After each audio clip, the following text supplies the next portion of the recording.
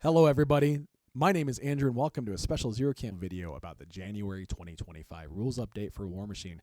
This is part 6 in our video series about the Chimera Army, the Shadowflame Shard.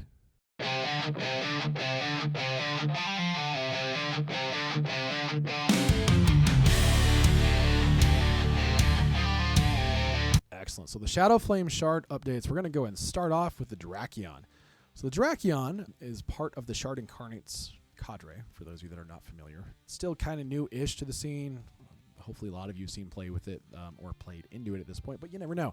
So it goes from ARM 18 to ARM 19, which is pretty nice. The Gore goes from POW 13 to POW 14, and then the Claws go from POW 12 to POW 13.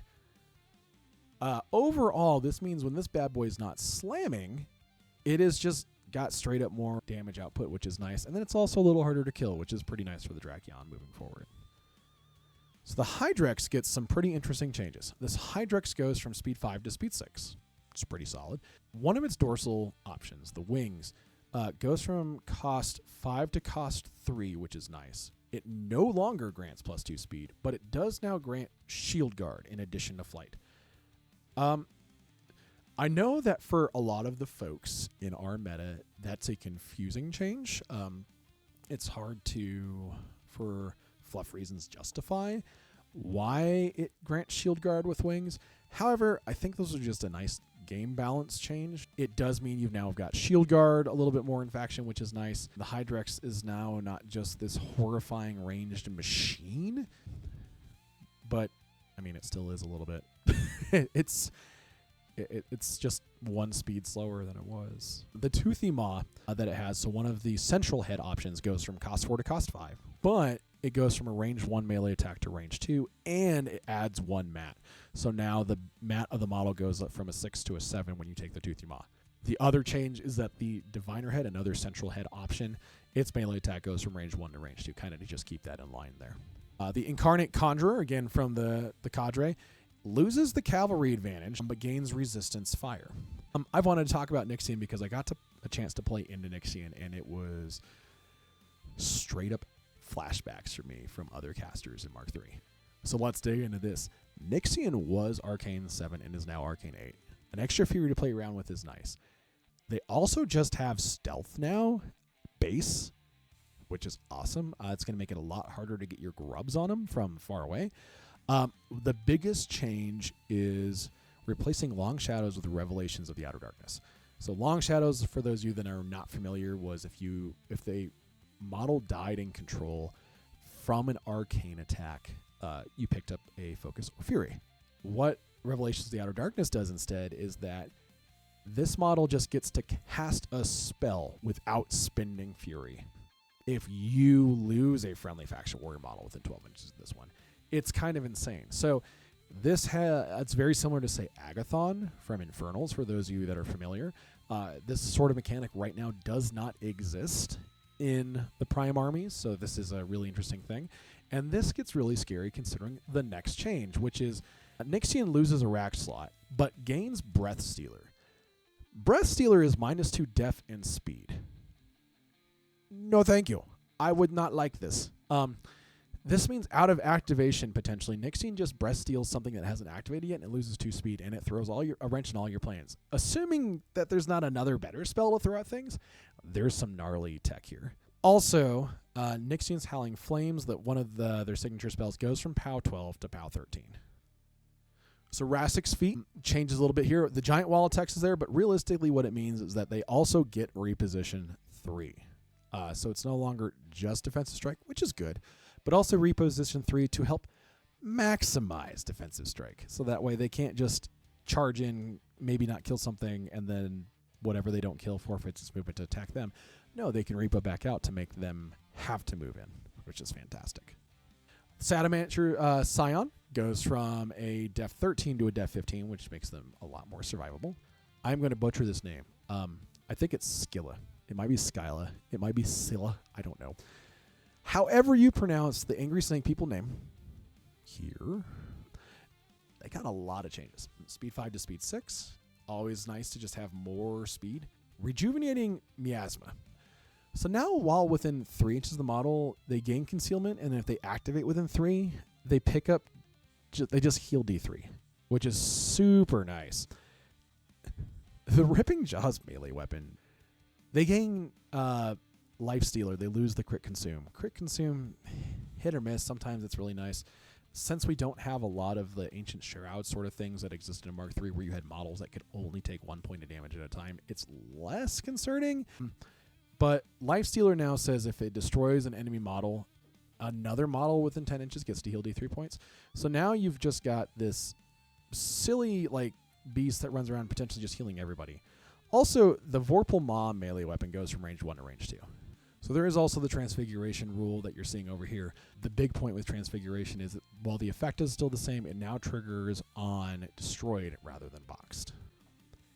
The Spinner Solo goes from cost 3 to cost 2. Nothing really big to report there.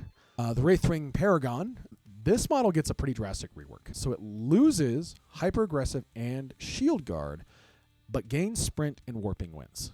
Warping Winds, the text just changed. It was on the Wyvern, but what it is now is effectively the Warping Winds that is there realistically only affects friendly faction models.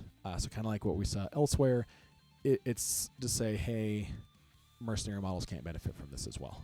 So the changes to the Wraithwing Paragon effectively make it no longer where it stands back, waits for something to get shot late in the turn, and then moves up to line up just like a devastating charge the next turn.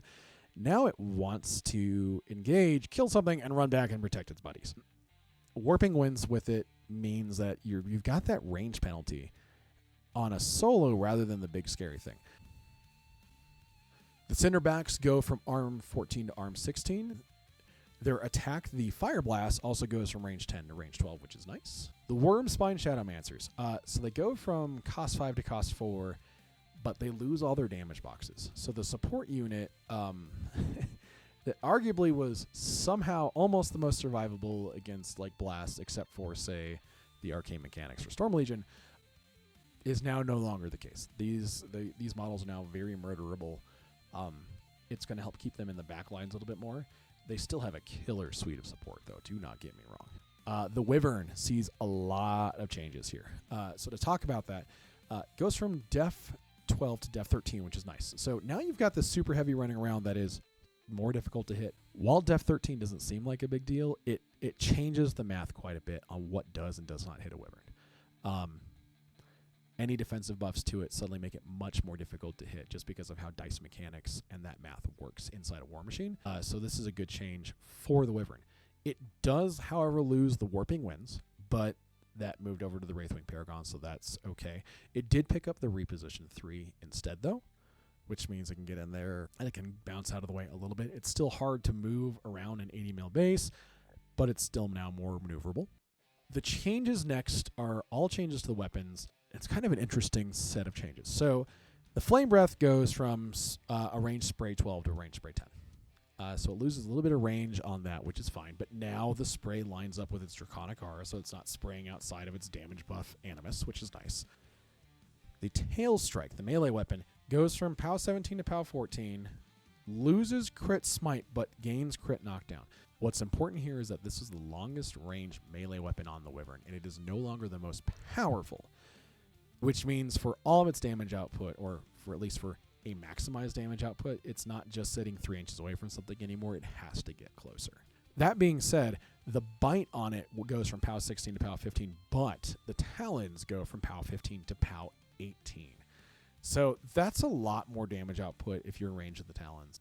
Having talked to one of the Shadowflame Shard players in our meta, this effectively massed out to about 4 more damage on average for a Wyvern with no other effects, which is pretty nice. So I'll be honest, this is one of the factions I've struggled with the most as far as this video goes. There are a lot of changes with this that make sense to me and some that don't. We do see the Warping Winds move from one big scary model to a solo in the army, which I'm not sure that really does or does not fall into line with the changing of the range debuffs that we have and how that's all supposed to work with everything else in the game that's changing right now. However, I do think it changes a lot, like the role for that one specific model. I don't think anyone else's role changed inside of Shadowflame Shard. Looking at it, We had some decreases on the support unit, which was nice, but they also became more killable, which kind of goes along with the identity for a lot of the support units that do exist within the Prime armies, so not a real big change there. The Cinderbacks got more range, which is a lot of fun, but outside of that, I feel like it was more clarification or adding just a little bit of tweak to fine-tune things like on Rassyk's feet. The one thing, again, I'm really scared about is Nyxyan. The changes to Nyxyan. So for me, playing Nyxyan is going to be a lot like playing Agathon in Mark III Infernals again, or it's still Mark IV. Nyxyan has, with the addition of Breathstealer, a lot of weird fun tech, especially with the Revelations of the Outer Darkness. That's the one thing I looked at with the changes here and said, ooh, that's particularly scary. Again, the Wyvern rework doesn't change its job. It was never meant to be a defensive piece. Warping Winds on it made sense, I think, from a flavor perspective, but the fact that it no longer has it means it can focus on its offensive potential now, and it's got a lot of scary offensive potential. Otherwise, we're looking at just, again, I think a lot more clarification about what these things are supposed to do in the army without really changing the rules, again, except with the exception of the Wraithwing Paragon. That changes a little bit. Just kind of how the order it wants to do things in is changed rather than what exactly it wants to do. Let us know what you think in the comments here. This is, again, the one I struggle with the most. I'm looking forward to seeing a lot of Shadowflame Shard on stream, hopefully, over the next several months. One of our local players is really back into it with this update and is really looking forward to playing it, so we'll see it a lot. And that concludes our Part 6 video here for the Chimera Shadowflame Shard, so thank you very much for watching. Please like, subscribe, follow.